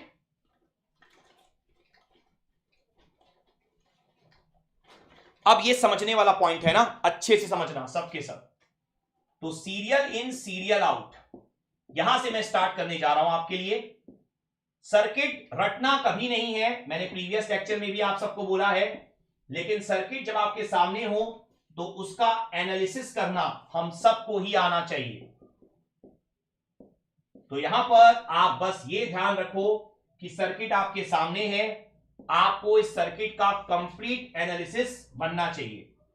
तो जैसा मैंने आपको प्रीवियस लेक्चर में भी बोला था कि डी फ्लिप फ्लॉप की एक खास बात होती है कि जो इनपुट होता है वही नेक्स्ट आउटपुट होता है, तो काफी इजी होता है एनालिसिस करने के लिए। तो हम मैक्सिमम क्वेश्चन में या मैक्सिमम थ्योरिकल एनालिसिस में डी फ्लिप फ्लॉप का ही इस्तेमाल करेंगे। तो यहां पर मैंने D3 पहले लिखा है, बाद में D0, मतलब स्टार्ट MSB है, बाद में LSB है। टोटल मैंने 4 फ्लिप फ्लॉप बनाए हैं। 4 फ्लिप फ्लॉप बनाए, इसका क्या मतलब है कि 4 बिट मैं स्टोर करना चाहता हूं। तो basically this is your 4 bit storage, ठीक है, मतलब आपका 4 बिट रजिस्टर है यहां पर। तो यहां पर अब आप ध्यान से अंडरस्टैंड करना पूरे प्रोसेस को। कोई भी एग्जांपल ले लो, 1 1 0 1 जो मन में आता है वो ले लो, मतलब ऐसा कुछ है नहीं, कोई भी एग्जांपल यू कैन कंसीडर। सो यहां पर मेरा टारगेट ये है कि मेरे पास एक 4 बिट का रजिस्टर है और मेरे पास 4 बिट का डेटा है। मेरा टारगेट ये है कि मुझे इस 4 बिट के डेटा को इस रजिस्टर में स्टोर करना है, मतलब हर एक फ्लिप फ्लॉप एक एक बिट स्टोर कर ले। इस फ्लिप फ्लॉप में 1, यहां पे 1, यहां पे 0, यहां पे 1, यही मैंने लिया एग्जांपल। कोई भी एग्जांपल आप ले लो, एग्जांपल रटना नहीं कभी भी। तो देखो क्या होगा, सबसे पहले क्लॉक लोगे। देखो हमेशा ध्यान रखना, अब से जो भी टॉपिक आप पढ़ने वाले हो, रजिस्टर और काउंटर दोनों, नेक्स्ट लेक्चर में काउंटर स्टार्ट होगा हम लोगों का, तो रजिस्टर और काउंटर जो भी टॉपिक आप पढ़ने वाले हो, दोनों के दोनों टॉपिक में आउटपुट वाइज ही ट्रुथ टेबल हमारा बनेगा। यहां पर स्टोर करने का मतलब यह है कि इसके आउटपुट में वैल्यू आ गई, बस बात खत्म, ये समझ लो आप। तो मैं क्या कर रहा हूं, क्लॉक 0 मतलब कोई भी जब ऑपरेशन हमने परफॉर्म नहीं किया तो क्लॉक 0 पे मैं अज्यूम कर रहा हूं कि मेरे सारे के सारे आउटपुट क्लियर हैं। क्लियर मतलब 0 0 0 0, ठीक है। अज्यूम आप कुछ भी कर सकते हो, उसमें कोई प्रॉब्लम नहीं है, लेकिन 0 अज्यूम करना सबसे इजी लगता है, इसलिए हम अज्यूम करते हैं। सिंपल सा लॉजिक है। सिंक्रोनस काउंटर में आप देखोगे सिचुएशन थोड़ी थोड़ी चेंज भी होगी, कुछ और भी स्टार्ट में अज्यूम करना पड़ सकता है, स्पेशली रिंग काउंटर में, लेकिन अभी फिलहाल के लिए 0 0 0 0 हम लोगों ने अज्यूम कर लिया। अब क्लॉक 1, क्लॉक 2, क्लॉक 3 जो भी है लगातार चलते चले जाते हैं, जितनी क्लॉक की रिक्वायरमेंट होगी करते चले जाएंगे। हमारा टारगेट यही है कि हमें यहां पर 4 बिट स्टोर करना है। देखो यहां पर आप एक बात समझो कि यहां पर जो क्लॉक है एक ही क्लॉक है, एक ही क्लॉक है जो सभी के सभी फ्लिप फ्लॉप को एक साथ मिल रही है। क्लॉक मिलती है तो फ्लिप फ्लॉप काम करता है, ये मैंने आपको पढ़ाया है प्रीवियस लेक्चर में। अगर सभी के सभी फ्लिप फ्लॉप को एक साथ क्लॉक मिल रही है, दैट मीन्स सभी के सभी फ्लिप फ्लॉप एक साथ यहां पर काम करेंगे। कंसेप्ट क्लियर हो गया।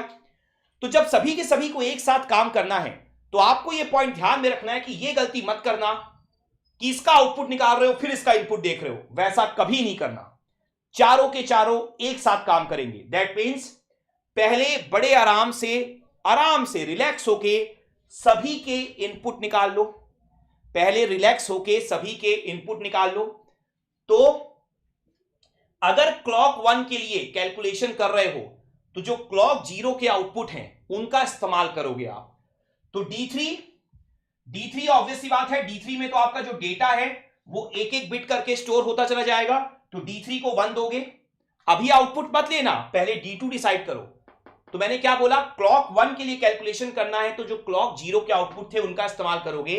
तो D2 क्या होगा, Q3 मतलब 0, D1 क्या होगा, Q2 मतलब 0, और D0 क्या होगा, Q1 मतलब 0। अभी तक मैंने किसी का भी आउटपुट नहीं लिया है, ये बात अच्छे समझ लो। ये समझ गए तो सिंक्रोनस काउंटर कंप्लीट, ये समझ लो आप, ठीक है। भले हम रजिस्टर पढ़ रहे हैं, वो भी हम पढ़ेंगे बहुत डेप्थ में, लेकिन फिर भी। अब डी फ्लिप फ्लॉप की खास बात क्या होती है, डी फ्लिप फ्लॉप की एक ही खास बात है जिसके कारण हम उसे यूज कर रहे हैं कि जो इनपुट होता है वही नेक्स्ट आउटपुट होता है। तो इनपुट क्या क्या है देखो, 1 0 0, तो नेक्स्ट आउटपुट भी हो जाएगा 1 0 0। सबसे अच्छी बात हमारे डी फ्लिप फ्लॉप की, जो इनपुट वही आउटपुट। क्लियर हुआ कंसेप्ट यहां तक। फिर क्या करोगे, अब फिर से क्लॉक 2 के लिए सभी के सभी इनपुट डिसाइड करोगे, फिर एक साथ आउटपुट ले लोगे। तो D3 को तो ये नेक्स्ट बिट मिल जाएगी 0, और बाकी इन तीनों का हम डिसाइड कर लेते हैं। D2 को क्या मिलेगा, Q3 कितना है 1, बाकी सब 0 है तो इन दोनों को 0 0 ही मिल जाएगा, ठीक है। प्रीवियस आउटपुट को देखना, नया आउटपुट मत ले लेना, नया आउटपुट चारों का एक साथ होगा। जो इनपुट होता है वही आउटपुट होता है डी फ्लिप फ्लॉप में। तो 0 1 0 0, ये हमारा क्लॉक 2 का भी आंसर आ गया। अब क्लॉक 3 का निकाल लेते हैं। क्लॉक 3 में ये वाला जाएगा आपका 1, और बाकी इन तीनों को डिसाइड कर लेते हैं। तो D2 किसके इक्वल है, Q3 के मतलब 0, D1 Q2 के 1, और D0 Q1 के मतलब 0। जो इनपुट होगा वही आउटपुट होगा। अब तो रिपीट हो रहा होगा मेरे ख्याल से, अब सबको क्लियर होगा। तो कितना हो जाएगा 1 0 1 0, एक और क्लॉक अभी लगेगी शायद, क्योंकि अभी तक हमें डाटा नहीं मिला, ये 1 1 0 1 यही डेटा चाहिए ना। तो ये वाला बिट जाएगा D3 में, और D2 में क्या जाएगा, लास्ट क्लॉक में देखो Q3 कितना था 1, Q2 यहां जाएगा और Q1 यहां जाएगा, जो इनपुट वही आउटपुट, तो कितना बनेगा, ये 1 था, ये 1 था, ये 0 था, ये 1 था। देख लो, यही डेटा चाहिए था ना हम लोगों को, जो डेटा हमें चाहिए था वो हम लोगों ने स्टोर कर लिया, चारों के चारों फ्लिप फ्लॉप के आउटपुट में वो डेटा आ गया। बस यही है स्टोरेज का तरीका। तो यही चीज आप सिंक्रोनस काउंटर में भी करोगे आगे जाकर। सिंक्रोनस काउंटर बहुत टाइम लेके हम लोग पढ़ेंगे, लेकिन करना यही रहेगा आपको। सोचो, तो आपने प्रोसेस सीख लिया एक बार, अगर आपको समझ में आ गया, डाउट है तो पूछो, कोई प्रॉब्लम नहीं। खास बात क्या थी, सभी के सभी एक साथ काम करेंगे तो पहले आराम से रिलैक्स होके सबके इनपुट निकालो, बिना इनपुट निकाले किसी का भी आउटपुट नहीं निकालोगे। क्लियर हुआ पॉइंट? और यहां पर आप देख सकते हो कि 4 क्लॉक पल्स आपको लगानी पड़ी। ये तो इनिशियल डेटा था हमारे पास क्लॉक 0, तो 4 क्लॉक पल्स आपने लगाई, तो ये आपका यहां पर स्टोरेज हो गया। क्या ये सिचुएशन सबको क्लियर है? तो यहां पर अगर हम लोग n bit serial input storage चाहते हैं तो आपको n क्लॉक पल्स लगेगी, क्योंकि 4 बिट्स के लिए आपको 4 क्लॉक पल्स लगी, तो n बिट के लिए n क्लॉक पल्स लगेगी अगर आप सीरियल इन चाहते हो। लेकिन इसका नाम खाली सीरियल इन नहीं है ना, सीरियल इन सीरियल आउट है। अभी तो आपने सिर्फ इन करवाया है। इन करवाने का मतलब क्या होता है? इन करवाने का मतलब होता है स्टोर करवाना। स्टोर करवाया अभी, अब आपको आउटपुट भी लेना है। और सीरियल समझ पा रहे हो? सीरियल का मतलब क्या है? स्टेप बाय स्टेप, एक बार में सिर्फ एक, तो उसको सीरियल बोलते हैं। ठीक है, आप देखो एक खास बात आपने ऑब्जर्व की होगी यहां पर, जो ये वाला 1 था जो स्टार्ट में हमने दिया था इसको, वो यहां गया, वो यहां गया, वो यहां गया। हर एक क्लॉक पल्स में एक एक बार ना राइट साइड शिफ्टिंग हुई है। ये वाला जो 0 था जो यहां पर हमने दिया था, वो यहां गया, फिर यहां गया, ये वाला 1 यहां गया। मतलब आप एक बात ऑब्जर्व करना कि जो सीरियल ऑपरेशन होगा ना, उस पे हर एक क्लॉक पल्स में एक बार राइट साइड शिफ्टिंग हो रही है। ये बात आपको ऑब्जर्व करनी आनी चाहिए। तो यहां से अब आप अगर सीरियल आउट के बारे में सोचने के लिए जाओगे तो क्या आप मुझे आंसर दे सकते हो बिना कोई टेबल बनाए? क्या मुझे कोई भी आंसर दे सकता है कि सीरियल आउट के लिए कितनी क्लॉक पल्स लगेगी? मेरा क्वेश्चन थोड़ा अच्छे से सुनना। सीरियल इन हो चुका है ये मान के चलोगे, अब फिर से 1 2 3 बोलो। ठीक है, सीरियल इन हो चुका है। सीरियल इन होगा तभी तो सीरियल आउट लोगे, अगर उसके अंदर कुछ होगा ही नहीं तो आउट क्या लोगे फिर? तो सीरियल इन हो चुका है, आपने ये डेटा स्टोर करा लिया है, 1101 आपका स्टोर हो चुका है।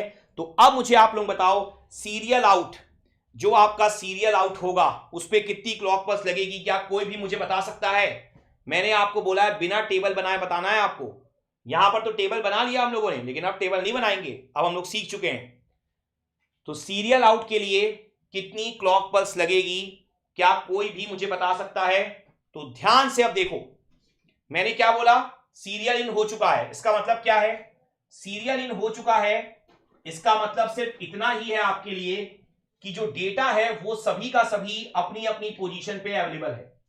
ठीक है, सीरियल आउट का मतलब क्या होता है कि एक बार में एक बिट आउट लोगे, मतलब यहां से लोगे आउटपुट।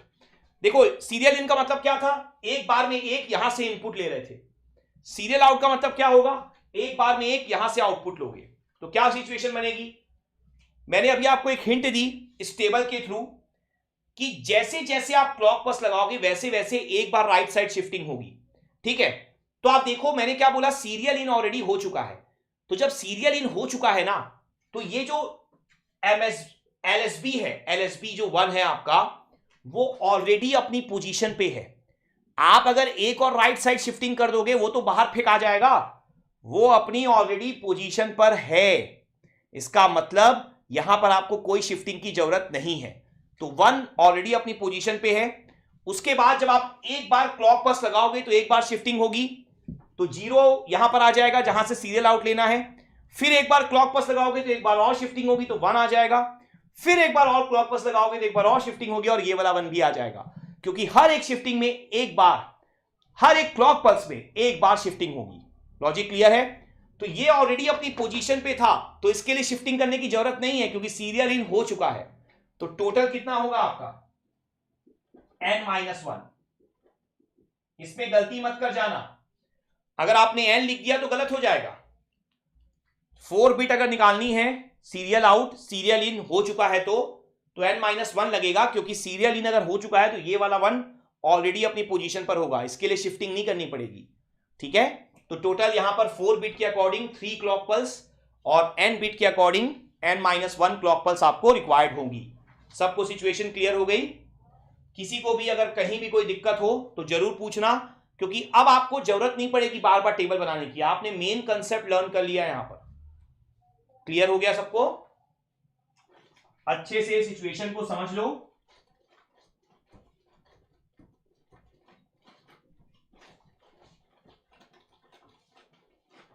तो नेक्स्ट हमारा क्या होगा? नेक्स्ट हमारा होगा बहुत ही ज्यादा इजी और एक सिंपल सी बस फॉर्मेलिटी है हमारे लिए, सीरियल इन पैरेलल आउट। तो इन तो सीरियल ही है तो आंसर वही रहेगा। पैरेलल आउट का मतलब क्या होता है पता है आपको? कि ना चारों का चारा आउटपुट आप एक साथ दे रहे हो, मतलब सीरियल इन में एक एक करके इनपुट दे रहे थे, सीरियल आउट में एक एक करके यहां से आउटपुट ले रहे थे। पैरेलल आउट में ऐसा प्रॉब्लम नहीं है। पैरेलल आउट में एक बार अगर आपने इनपुट ले लिया, 4 वायर एक साथ निकालोगे और चारों के चारों आउटपुट एक साथ, तो पैरेलल आउट में कितना क्लॉक पल्स लगेगा? सीरियल इन में तो पता है हमें n क्लॉक पल्स लगेगा। कोई बता सकता है मुझे? इस पे तो कोई कैलकुलेशन भी नहीं करना, सिंपल सा एक सोचना बस है बस आपको। तो पैरेलल आउट में कितनी क्लॉक पल्स लगेगी, क्या कोई भी मुझे बता सकता है? यहां पर सीरियल इन हो चुका है तो पैरेलल आउट में कितनी क्लॉक पल्स आपकी लगेगी? क्या कोई भी मुझे यहां पर आंसर दे सकता है? तो यहां पे ध्यान से देखो, जैसा मैंने आपको बताया, सीरियल इन अगर हो चुका है तो सभी के सभी बिट ऑटोमेटिकली अपने पोजीशन पे हैं। ये पॉइंट आपको समझ में आना चाहिए।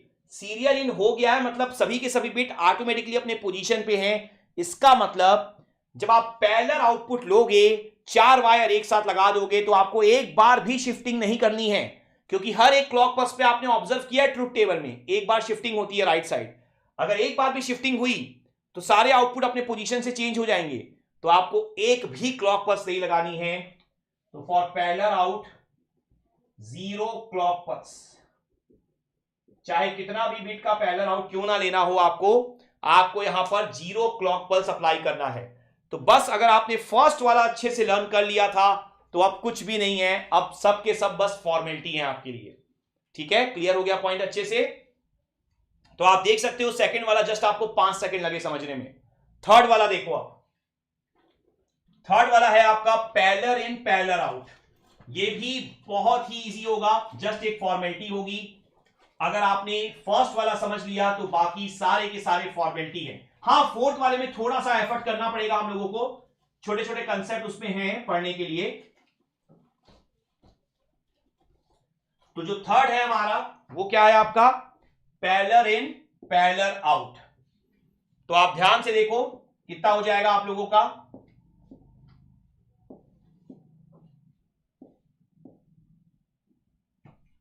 तो अगर आप यहां पर अब पैरेलल इन पैरेलल आउट के बारे में डिस्कस करते हो तो क्या होगा आंसर आपका? देखो फिर से सिचुएशन आपकी वही रहेगी, क्लॉक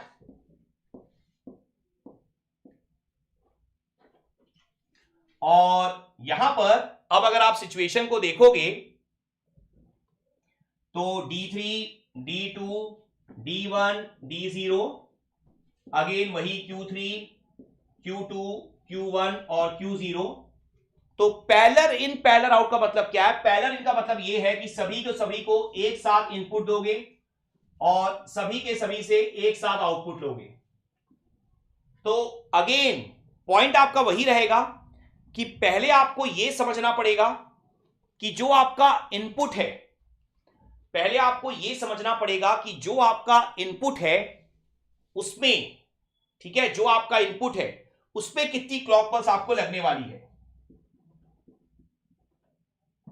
जो आपका यहां पर इनपुट है उसमें आपकी कितनी क्लॉक पल्स यहां पर लगने वाली है। तो अगर आप देखोगे ना तो जो आपका इनपुट है, आप देखो D3, D2, D1 और D0, 4 आपको यहां पर दिखाई दे रहे होंगे जहां से आप इनपुट दे सकते हो। तो एक बात हमेशा ध्यान रखना कि चारों के चारों इनपुट आपको एक साथ देने हैं, यही मतलब है पैरेलल का। आपने 4 वायर लगा दी है, लेकिन अगर आपको इनपुट देना है तो एक बार तो क्लॉक देनी पड़ेगी।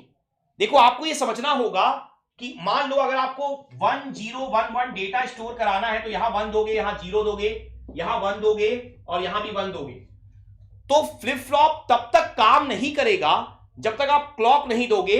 आपने इनपुट दिया तो सीरियल इन का मतलब मैंने आपको क्या समझाया है कि वो डेटा आपको आउटपुट में मिल जाए। तो एक बार अगर आपको आउटपुट चाहिए तो एक बार तो क्लॉक देनी पड़ेगी ना। तो जैसे ही आप एक बार क्लॉक पल्स दोगे तो आपका यहां पर आंसर आ जाएगा। किसका आंसर आ जाएगा आप लोगों का? आपका यहां पर आंसर आ जाएगा पैरेलल इन का। तो ध्यान रखना पैरेलल इन के लिए 1 क्लॉक पल्स तो देनी पड़ेगी, क्योंकि अगर आप एक भी क्लॉक पल्स नहीं दोगे तो वो एक बार भी काम नहीं कर पाएगा। ये सिचुएशन आप सबको क्लियर रहनी है। और पैरेलल आउट के लिए ऑलरेडी हम लोग पढ़ चुके हैं कि आपको कोई भी क्लॉक पल्स देने की जरूरत नहीं है, क्योंकि जैसे ही आप इन करोगे ऑटोमेटिकली वो अपनी पोजीशन पे आ जाएगा और एक साथ आप आउटपुट ले लोगे। ठीक है, तो अगर आपने फर्स्ट वाला अच्छे से समझ लिया है तो ये आपका आंसर अपने आप हो जाएगा। पॉइंट क्लियर हो गया सबको? अब लास्ट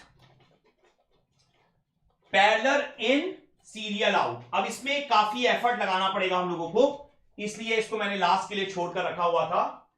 इसको आप सभी अब अच्छे से समझने की कोशिश करना। पैरेलल इन सीरियल आउट, अगर आप लोग भी ना फिगर एक बार बना के देखो तो आप सबको क्लियरिटी मिलेगी कि मैं ऐसा क्यों बोल रहा हूं। देखो, अगर आप पैरेलल इन सीरियल आउट के बारे में डिस्कशन करते हो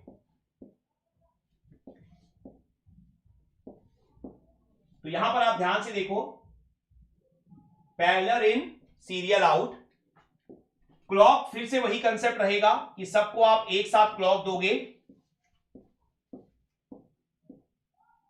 तो यहां पर जब आप पैरेलल इन देने के लिए जाओगे तो आपको पॉइंट पता है कि आपको ऐसे करके इन देना है, लेकिन आपने सीरियल आउट वाला कंसेप्ट भी पढ़ रखा है।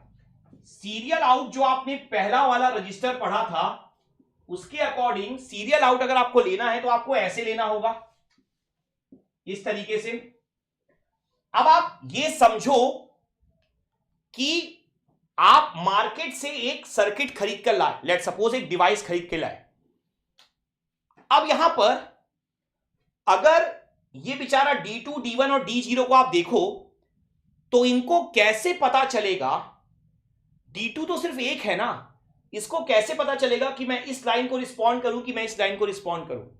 यहां पर प्रॉब्लम क्या क्रिएट हो रही है आपके लिए? यहां पे प्रॉब्लम आपके लिए ये क्रिएट हो रही है कि एक साथ आपकी दो लाइन आ जा रही है। तो जब तक आप कोई सिचुएशन नहीं बताओगे D2 को, D1 को या D0 को, तब तक वो कैसे समझ पाएंगे कि हमें कौन से इनपुट को यहां पर रिस्पॉन्ड करना है? तो उसके लिए अब आपको ये पॉइंट समझना पड़ेगा कि यहां पर पॉसिबल नहीं है कि आप दो लाइन एक साथ अप्लाई कर पाओ। मतलब D2 को कैसे, सपना थोड़ी ना आएगा कि आप भाई पैरेलल इन कर रहे हो, तो अगर आप पैरेलल इन कर रहे हो तो D2 को इस लाइन को रिस्पॉन्ड करना चाहिए था, D1 को भी और D0 को भी। अगर आप सीरियल आउट कर रहे हो तो इस लाइन को रिस्पॉन्ड करना चाहिए था। तो फिर उस सिचुएशन के लिए आपको कुछ ऐसा तरीका यूज करना पड़ेगा कि जब आप पैरेलल इन कर रहे हो तो D2, D1, D0 को अपने आप पता चल जाए कि उनको ये लाइन को रिस्पॉन्ड करना है। तो हम क्या यूज कर सकते हैं एक्स्ट्रा?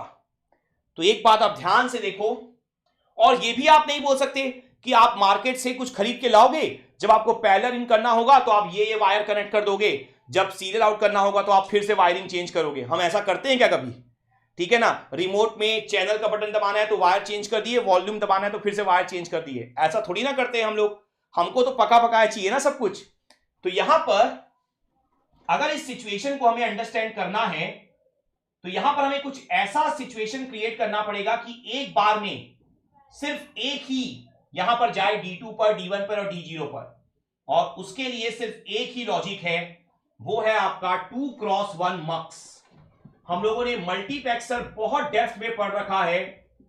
अगर आप यहां पर 2x1 मक्स का इस्तेमाल करोगे तो 2x1 मक्स क्या करता है? आपका एक बार में सिर्फ एक ही आउटपुट आपको देगा। तो यहां पर अब आप क्या करोगे? आप ध्यान से समझो, मक्स को चाहिए होती है सेलेक्ट लाइन, तो आप यहां से सेलेक्ट लाइन दोगे और जो सेलेक्ट लाइन आपकी होगी उसकी सिचुएशन क्या रहेगी आपकी, उसकी सिचुएशन ये रहेगी आपकी कि जब सेलेक्ट लाइन 0 है तो लेट सपोज आपका पैरेलल इन हो रहा है, जब सेलेक्ट लाइन 1 है तो लेट सपोज आपका सीरियल आउट हो रहा है। तो सेलेक्ट लाइन यहां पर लाइक का स्विच होगी यूजर के पास, जब वो स्विच को इस तरफ प्रेस करेगा तो पैरेलल इन होना शुरू हो जाएगा। 2x1 मक्स क्या होता है, जब सेलेक्ट लाइन 0 होती है तो वो ऊपर वाली लाइन को रिस्पॉन्ड कर देगा, जब सेलेक्ट लाइन 1 होगी तो वो नीचे वाली लाइन को रिस्पॉन्ड कर देगा। तो 2x1 मल्टीप्लेक्सर अगर आप यहां पर इस्तेमाल करोगे तो आपकी पूरी की पूरी प्रॉब्लम यहां पर सॉल्व हो जाएगी। इसके अलावा जो चीजें हैं, नंबर ऑफ क्लॉक पल्स कितनी लगेगी तो वो सेम है, वो आपने पढ़ लिया है। पैरेलल इन के लिए 1 क्लॉक पल्स, सीरियल आउट के लिए मैंने आपको क्या प्रूफ कराया है, n-1 क्लॉक पल्स। तो उसमें कोई चेंजेस नहीं होंगे हमारा जो मेन फोकस रहेगा वो इसी बात पर रहेगा कि आप 2x1 मल्टीप्लेक्सर यूज करो, क्योंकि एक साथ दो लाइन को रिस्पॉन्ड नहीं कर सकता आपका D2 D1 या D0। तो क्या ये कंसेप्ट सबको क्लियर हो गया, अच्छे से समझ में आ गया सबको? किसी को भी अगर कहीं भी कोई डाउट हो तो जरूर आप डिस्कस कर लेना। कोई भी सिचुएशन में अगर आपको लगे कि प्रॉब्लम हो रही है तो आप जरूर पूछ लो। तो ये जो हम लोगों ने 4 बेसिक टाइप के रजिस्टर्स पढ़े हैं, देखो अभी भी ना मैं यही बोलूंगा कि आप अपना बेस ही बना रहे हो। मेन जो है वो काउंटर ही है आपके लिए, जिसमें से क्वेश्चन पूछे जाते हैं। फ्लिप फ्लॉप में भी आपने बेस बनाया है, रजिस्टर में भी आपने बेस बनाया है। काउंटर जब हम लोग करेंगे तो वही आपके लिए मेन रहने वाला है। अब आप यहां पर ध्यान से देखो, मैंने आपको एक और लॉजिक पढ़ाया था, left shift and right shift. अगर मैं इसकी यहां पर बात करूं, और मैंने आपको बोला भी था it's just like a formality और कुछ नहीं है। तो आप ध्यान से देखो, अगर मैं ऐसा कोई सिचुएशन लूं और मैं आपको बोलूं कि आपके पास डेटा है यहां पर 1-1, तो अगर आपको 1-1 को स्टोर करना है, 4 बिट का रजिस्टर है, तो जब भी आप पोजीशन खाली छोड़ोगे, ये आई थिंक सबको पता होगा कि आप हमेशा LSB को ही फिल करते हो और MSB को ब्लैंक छोड़ते हो, ठीक है ना। तो 1-1 अगर आपको स्टोर करना है तो आप इस तरीके से स्टोर कर लोगे। तो यहां पर ये ब्लैंक है तो बाय डिफॉल्ट 0-0 ब्लैंक में आप सोच कर चलते हो। तो अगर आप एक बार यहां पर लेफ्ट साइड शिफ्टिंग करो, एक बार लेफ्ट साइड शिफ्टिंग करो मतलब इधर, तो जैसे मैंने बोला जो ब्लैंक स्पॉट होगा उस पर बाय डिफॉल्ट आप 0 सोच के चलते हो, तो ये सिचुएशन बन जाएगी। एक बार अगर आप और लेफ्ट साइड शिफ्टिंग करो तो ये सिचुएशन हो जाएगी। तो यहां पर जैसे मैंने बोला ये जस्ट एक फॉर्मेलिटी और कुछ नहीं। तो यहां पर 1-1 क्या होता है 3, 1-1-0 क्या होता है 6, 1-1-0-0 क्या होता है 12। मैंने स्टार्ट से आपको बोल रखा है कि सबको डिजिटल में काउंटिंग आनी चाहिए। अगर आपको 1-1-0-0 पता करना है तो आप पूरा टेबल नहीं बना सकते हो, आपको डायरेक्ट पता होना चाहिए 1-1-0-0 12 होता है। तो अगर आप ध्यान से देखोगे, जब आपने एक बार लेफ्ट साइड शिफ्टिंग की तो 2 से मल्टीप्लाई हुआ, जब आपने 2 बार शिफ्टिंग की तो 4 से मल्टीप्लाई हो गया, 3 × 4 12। मतलब हर एक लेफ्ट शिफ्टिंग में 2 से मल्टीप्लाई होता जाएगा। तो अगर आप n times left shifting perform करोगे तो आपका ओरिजिनल डेटा जो है वो 2 की पावर n से यहां पर मल्टीप्लाई हो जाएगा। ये सिचुएशन आप सबको यहां पर क्लियर रहनी चाहिए, और ये आई थिंक सबको पता भी होगा। जस्ट है सिलेबस पे टॉपिक है, तो मैं आपको सिर्फ एक आइडिया दे रहा हूं और कुछ भी नहीं है पॉइंट, ठीक है। सेम सिचुएशन अगर हम लोग राइट साइड शिफ्टिंग की करें तो ये भी जस्ट आपको एक आइडिया ले लो, आप समझ ही गए होगे आंसर क्या आएगा। लेट सपोज करो अगर 1-1 है, या थोड़ा और बढ़ा लेते हैं, मान लो आपका 1-1-1-1-0 है मान लो, और अगर आप राइट साइड शिफ्टिंग करते हो, राइट साइड शिफ्टिंग का मतलब क्या होगा, उस तरफ शिफ्टिंग, कोई स्पॉट ही नहीं है खाली तो वो बाहर फेंका जाएगा। तो सिंपली क्या आ जाएगा 1-1-1। फिर आप देखो, फिर से अगर आप एक राइट साइड शिफ्टिंग करते हो फिर से क्या आ जाएगा 1-1, क्योंकि कोई स्पॉट नहीं है तो वो सीधा सीधा बाहर चला जाएगा। तो यहां पर 1-1-1-0 क्या होता है हमारा 14, 1-1-1 7, 1-1 क्या होता है 3। तो ध्यान रखना डिजिटल में इंटीजर वैल्यू ही आपको मिलेगी, 3.5 नाम की कोई चीज नहीं है। तो 7/2 जो मिनिमम जो उसके लोवेस्ट इंटीजर होगा वो आपको यहां पर मिल जाएगा। तो यहां पर हर एक बार जैसे जैसे आप राइट साइड शिफ्टिंग करोगे आपका डिवीजन होगा। तो एक जस्ट एक फॉर्मेलिटी थी जो आपको आइडिया होना चाहिए। लेफ्ट साइड शिफ्टिंग में आपका मल्टीप्लीकेशन होगा और राइट साइड शिफ्टिंग में आपका डिवीजन होगा, और कोई कंसेप्ट इसमें नहीं है। क्लियर सबको? तो ये पॉइंट भी आप अच्छे से यहां पर माइंड में रख सकते हो।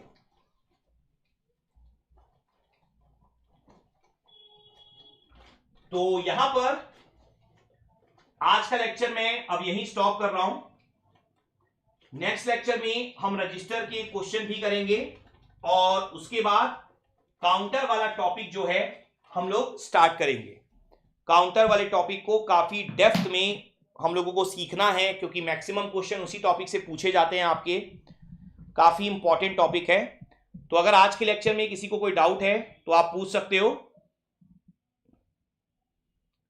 ठीक है, और शुभम आप प्रेजेंट हो? शुभम आप प्रेजेंट हो?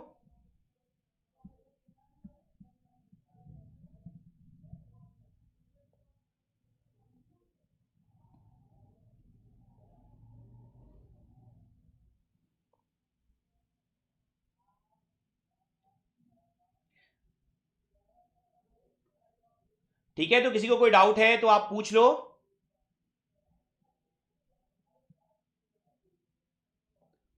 ओके। देखो, इसके लिए बुक जो है ना, डिपेंड करता है कि कंसेप्ट अभी आपके किस लेवल पे है। अगर आपको लगता है कि आपको प्रैक्टिस के लिए चाहिए, हैवी हैवी न्यूमेरिकल चाहिए, एक्स्ट्रा आपको और थ्योरी पढ़नी है और न्यूमेरिकल करना है, टफ टाइप के, एग्जाम लेवल से भी थोड़ा ऊपर जाना है, ऐसा सोच है अभी, तो मॉरिस मैरो बहुत अच्छी बुक है। लेकिन अगर आपको लगता है कि आपको अभी बेसिक और अपना स्ट्रांग करना है, बेसिक एग्जाम्पल चाहिए बहुत सारे, तो आनंद कुमार भी बहुत अच्छी बुक है डिजिटल के लिए। ठीक है, आनंद कुमार वो भी बहुत अच्छी बुक है बेसिक के लिए। ठीक है, आपको टफ प्रॉब्लम नहीं दिखाई देगी वहां पर, लेकिन बेसिक के लिए काफी अच्छा है। और जैसे मैंने बोला, अगर आपको टफ प्रॉब्लम सॉल्व करनी है तो मॉरिस पेनो भी काफी अच्छी बुक है। हाँ, लेकिन अभी जिस सिचुएशन में आप हो, अभी अगर आप इस साल एग्जाम देने वाले हो फैब में, या अभी आपका एग्जाम जस्ट आने वाला है, तो मैं अभी यही रेकमेंड करूंगा कि अभी आप सिर्फ क्लास की थ्योरी पर फोकस करो और प्रीवियस ईयर के प्रॉब्लम सॉल्व करो और टेस्ट दो। वो काफी इंपॉर्टेंट रहेगा अगर अभी एग्जाम देने वाले हो जस्ट 1 मंथ या 2 मंथ में। तो ठीक है, तो फिर स्टॉप करते हैं हम लोग लेक्चर आज का। Thank you.